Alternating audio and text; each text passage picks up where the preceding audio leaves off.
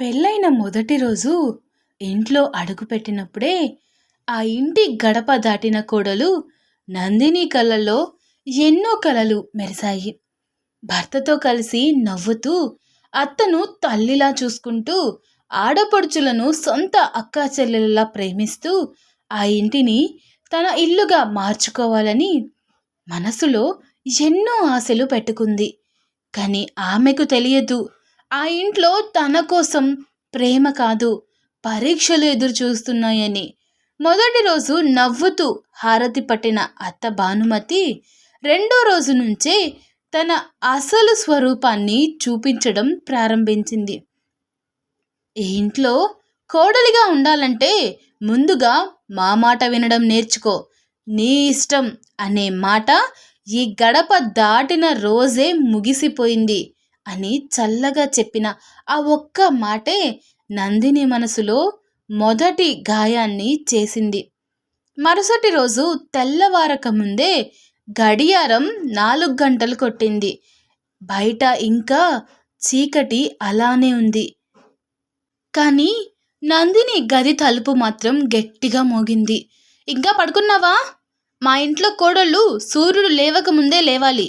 నీ పుట్టింట్లో ఎలా ఉన్నావు మాకు అవసరం లేదు అంటూ అత్త గట్టిగా అరిచింది. నిద్రలోంచి ఉలిక్కిపడి లేచిన నందిని వెంటనే వంటగదిలోకి పరిగెత్తింది. అక్కడ ఇద్దరు ఆడపడుచులు ఇప్పటికే కూర్చొని ఆమె కోసం ఎదురు చూస్తూ ఉన్నారు. ముందు మాకు టీ ఇవ్వు, తర్వాత టిఫిన్ చెయ్యి, తర్వాత ఇల్లంతా శుభ్రం చెయ్యి, ఆ తర్వాత మా అందరి బట్టలు ఉతుకు, ఇంకొకసారి మేము చెప్పే వరకు నువ్వు కూర్చోకూడదు అంటూ ఆదేశాలు ఇవ్వడం మొదలుపెట్టారు. నందిని ఒక్క మాట కూడా అనకుండా అన్నీ చేసింది. కానీ ఎంత బాగా చేసినా తప్పే కనిపించేది. టీలో చక్కెర కాస్త ఎక్కువైందని ఒకరు కప్పు సింక్లో పారబోసేవారు. దోశ కాస్త గోధుమ రంగులో కాలిందని ఇంకొకరు ప్లేట్ని ఆమె ముందే తోసి పారేసేవారు. అత్త మాత్రం ఇలాంటి కోడల్ని నా కొడుకు ఎక్కడ చూసి ప్రేమించి పెళ్లి చేసుకున్నాడా అంటూ ప్రతిరోజు వెటకారం చేసి మాట్లాడేది. ఇంట్లో ఎవరు వచ్చినా ఇది మా ఇంటి పని మనిషి అంటూ నవ్వేది. బంధువులు కూడా అది నిజమే అనుకొని నవ్వుతుంటే నందిని మనసు ముక్కలయ్యేది. ఒకరోజు ఆమె తల్లిదండ్రులు ప్రేమగా కూతుర్ని చూడడానికి వచ్చారు. కూతురు బాగుందా అని అడిగేలోపే అత్త నవ్వుతూ, మీ అమ్మాయికి ఇంటి పని కూడా సరిగ్గా రాదు. మా ఇంట్లో ఊరక తిని కూర్చుంటుంది, లేకపోతే పడుకుంటుంది, అంతే. అన్ని పనులు మేమే చేస్తున్నాం, అన్నీ మేమే భరిస్తున్నాం అని చెప్పింది. ఆ మాటలు విన్న నందిని తండ్రి తలదించుకున్నాడు. తల్లి కళ్ళల్లో కన్నీళ్లు తిరిగాయి. తన వల్ల తల్లిదండ్రులు అవమానించబడడం చూసిన నందిని ఆ రోజు రాత్రి దిండు తడిసిపోయేంత వరకు ఏడ్చింది. కానీ ఆ కన్నీళ్లతో పాటు ఒక నిర్ణయం కూడా తీసుకుంది. ఇక నుంచి నేను ఏడవను. నన్ను అవమానించిన ప్రతి ఒక్కరికి మాటలతో కాదు, వాళ్ళ జీవితాంతం గుర్తుండిపోయే విధంగా బుద్ధి చెబుతాను అని బలంగా నిర్ణయించుకుంటుంది. ఆ రోజు రాత్రి నందిని దిండు మీద తలపెట్టినా నిద్ర మాత్రం ఆమె కళ్ళకు దగ్గర కాలేదు. రోజంతా జరిగిన ప్రతి అవమానం ఆమె మనసులో సినిమా సన్నివేశాల్లా తిరుగుతూనే ఉంది. అత్త చెప్పిన ప్రతి మాట, ఆడపడుచులు నవ్విన ప్రతి క్షణం, తన తల్లిదండ్రులు తలదించుకొని వెళ్ళిపోయిన దృశ్యం, ఇవన్నీ గుర్తొస్తుంటే గుండె లోపల ఏదో విరిగిపోతున్నట్టు అనిపించింది. కానీ అదే క్షణంలో ఆమె కళ్ళల్లో కన్నీళ్ల స్థానంలో ఒక కొత్త ధైర్యం కనిపించింది. ఇప్పటి వరకు నేను మంచి కోడలిగా ఉండాలని ప్రయత్నించాను. ఇక నుంచి నేను న్యాయం చేసుకునే కోడలిగా ఉంటాను. నన్ను అవమానించిన ప్రతి ఒక్కరికి వాళ్ళ అహంకారమే వాళ్ళకి శిక్ష అయ్యేలా చేస్తాను అని మనసులో గట్టిగా నిర్ణయించుకుంది. మరుసటి రోజు ఉదయం కూడా మామూలుగానే అవమానాలు మొదలయ్యాయి. అత్త సోఫాలో కూర్చొని పండ్లు తింటూ, ఈ హాల్ మొత్తం మళ్ళీ తొడు, నా చెప్పులు కూడా పాలిష్ చేయి, కోడలంటే ఇంటి పని చేయడానికే తీసుకొస్తారు, రాణిలా తిరగడానికి కాదు అంటూ ఆదేశాలిచ్చింది. ఇద్దరు ఆడపడుచులు ఒకరి ముఖం ఒకరు చూసుకొని నవ్వుకుంటూ, అమ్మా, ఈమెకి ఇంకో 2 పనులు చెప్పు, లేదంటే ఈ పని అయిపోగానే ఖాళీగా కూర్చుంటుంది అంటూ వెటకారంగా మాట్లాడారు. నందిని మాత్రం ఒక్క మాట కూడా అనకుండా ప్రతి పని చేస్తూనే ఉంది. ఆమె మౌనాన్ని వాళ్ళు బలహీనతగా భావించారు. కానీ అదే మౌనం వాళ్ళ ఓటమికి మొదటి అడుగు అని ఎవరికీ తెలీదు. ఆ సాయంత్రం ఇంట్లో ఒక చిన్న సంఘటన జరిగింది. అత్త తన బంగారు గొలుసు కనిపించడం లేదని ఒక్కసారిగా అరవడం మొదలుపెట్టింది. ఇంట్లో ఉన్న వాళ్ళందరూ పరిగెత్తుకుంటూ వచ్చారు. ఆడపడుచులు ఒకరి తర్వాత ఒకరు నందిని వైపు చూస్తూ, ఇంట్లో కొత్తగా వచ్చింది ఒక్కతే, ఇంకెవరు తీసుకుంటారు అని అనుమానపు మాటలు వేయడం ప్రారంభించారు. అత్త కూడా అదే అవకాశంగా తీసుకొని, పుట్టింట్లో ఎలా పెంచారో తెలీదు, కానీ మా ఇంట్లో దొంగతనం మాత్రం సహించను అంటూ నందినిని అందరి ముందు నిలబెట్టి అవమానించారు. ఆ మాటలు విన్న నందిని గుండె ఒక్కసారిగా ఆగినట్టయింది. తాను చేయని పనికి దొంగ అనే ముద్ర వేయడం ఆమెకు భరించలేని అవమానంగా మారింది. అయినా కోపంతో అరవలేదు. నిశ్శబ్దంగా తన గదిలోకి వెళ్ళి అల్మరా తెరిచి పెళ్లి సమయంలో తండ్రి ప్రేమగా కొని ఇచ్చిన చిన్న బంగారు గొలుసును తీసుకొని వచ్చి అత్త చేతిలో పెట్టింది. అత్తయ్య, మీకు నా మీద అనుమానం ఉంటే ఇది కూడా తీసుకోండి. కానీ ఒక్క విషయం మాత్రం గుర్తుంచుకోండి. బంగారం పోతే మళ్ళీ కొనొచ్చు. ఒక మనిషి మీద నమ్మకం పోతే జీవితాంతం తిరిగి కొనలేం.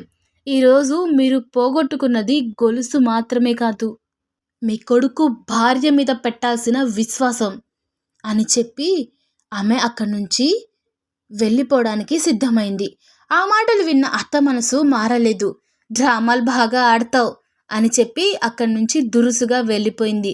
కానీ నందిని ముఖంపై కనిపించిన ఆ ప్రశాంతమైన చిరునవ్వు చూసి మొదటిసారి ఆడపడుచుల మనసులో ఒక చిన్న భయం మొదలైంది.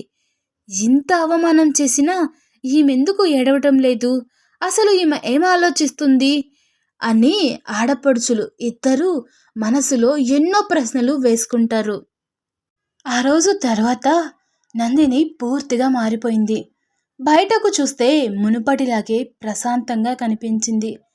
అత్త ఏ పని చెప్పినా సరే అత్తయ్య అనేది.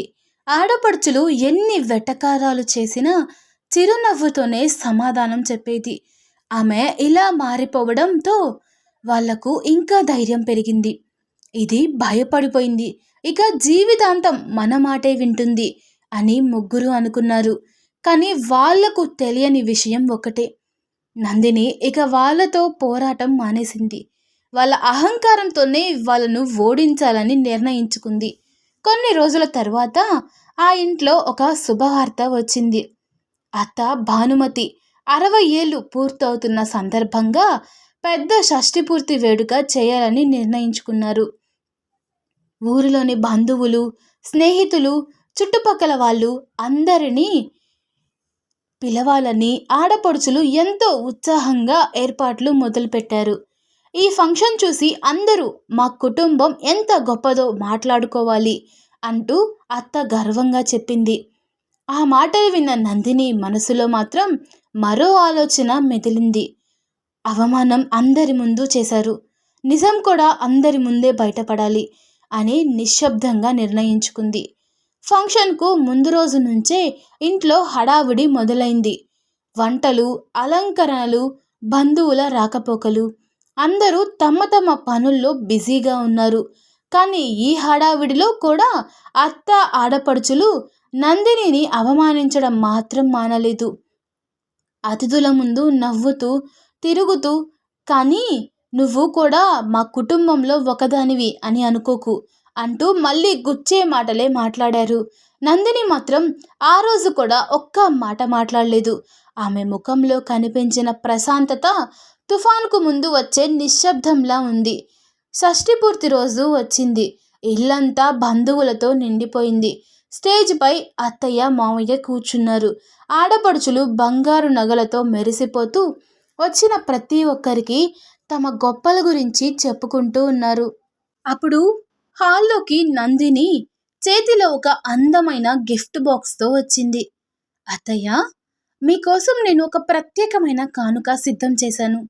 జీవితంలో ఎప్పటికీ మరచిపోలేని బహుమతి అని చిరునవ్వుతో చెప్పింది. అందరూ ఆసక్తిగా ఆమె వైపు చూశారు. అందులో ఏముందా అని. నందిని చేతిలో ఉన్న గిఫ్ట్ బాక్సును చూసి హాల్లో ఉన్న బంధువులందరూ ఆసక్తిగా ఆమె వైపు చూశారు. అత్తయ్య, ఈ బహుమతి నేను మీకు ఎంతో ప్రేమగా తెచ్చాను. కానీ ఇది మీరు ఒక్కరే చూడకూడదు. ఇక్కడికి వచ్చిన ప్రతి ఒక్కరూ చూడాలి.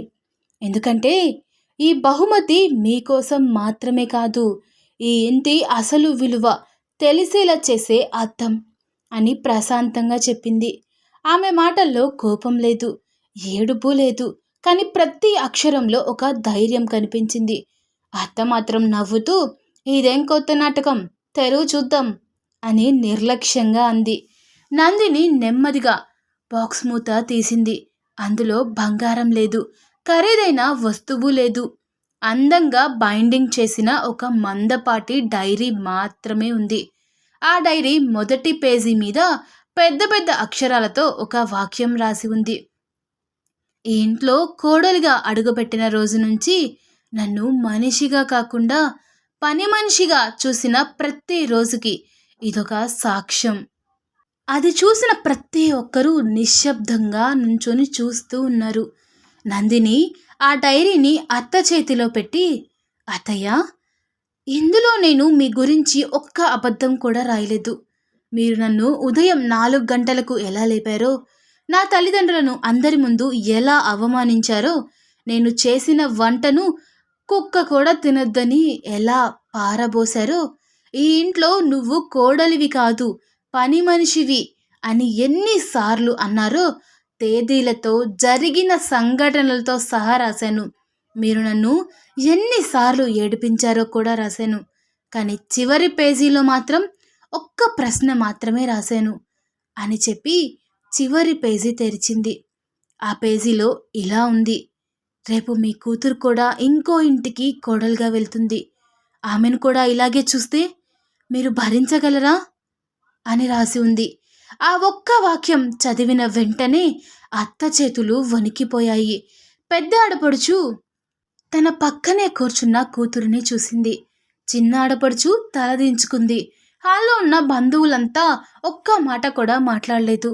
ఎందుకంటే ఆ ప్రశ్నకు సమాధానం ఎవరి దగ్గర లేదు. నందిని నెమ్మదిగా ముందుకి వంచి అత్త కళ్ళల్లోకి చూస్తూ చెప్పింది, అత్తయ్య, నేను ఈరోజు మిమ్మల్ని అవమానించడానికి రాలేదు. మీరు నాకు చేసిన అవమానం ఎలా ఉంటుందో ఒక్క క్షణం మీ మనసుతో అనుభవించాలని మాత్రమే అనుకున్నాను. కోడలంటే ఎవరింటి నుంచో వచ్చిన పరాయి అమ్మాయి కాదు. మీ కొడుకు జీవితాన్ని మీతో పంచుకోవడానికి వచ్చిన ఇంకో కూతురు. కూతురికి ఒక న్యాయం, కోడలికి మరో న్యాయం చేసే ఇల్లు ఎప్పటికీ ప్రశాంతంగా ఉండదు అని చెప్పింది. ఆ మాటలు విన్న తర్వాత అత్త కళ్ళల్లో మొదటిసారి అహంకారం కనిపించలేదు, పశ్చాత్తాపం మాత్రమే కనిపించింది. స్టోరీ పూర్తిగా విన్నారు కదండి. మరి నందిని చేసిన ఆ సాహసం మీకెలా అనిపించింది? అత్తకి ఆడపడుచులకి గట్టి గట్టి సమాధానం ఇచ్చింది. మరి ఈ స్టోరీ మీకెలా అనిపించింది? స్టోరీ కనుక మీకు నచ్చితే ప్లీజ్ ఒక చిన్న లైక్ చేయండి. అలాగే నందిని లాంటి కోడలు ప్రతి ఇంట్లో ఉండాలి అని ప్రతి కోడలికి తెలిసేలా ఈ రీల్ని షేర్ చేయండి. మీకు స్టోరీ ఎలా అనిపించిందో తప్పకుండా కామెంట్లో చెప్పండి. అలాగే ఇలాంటి స్టోరీలు మిస్ అవ్వకూడదు అని అనుకుంటే ఇప్పుడే మన ఛానల్ని సబ్స్క్రైబ్ చేసుకొని మన కుటుంబంలో భాగం అవ్వండి. నేను ఎప్పుడూ చెప్పే మాటే అండి, మీ ఒక్క లైక్ నాకు ఎంతో ఆనందాన్ని ఇస్తుంది. మీ ఒక్క కామెంట్ నా స్టోరీ మీకు ఎలా అనిపిస్తుందో నాకు తెలిసేలా చేస్తుంది. మీ ఒక్క షేర్ నా కథని ఇంకొంతమందికి చేరేలా చేస్తుంది. మీ ఒక్క సబ్స్క్రైబ్ మీరు నాతోనే ఉన్నారు అనే ధైర్యాన్ని, నమ్మకాన్ని నాకు కలిగేలా చేస్తారని ఆశిస్తున్నాను. Thanks for watching.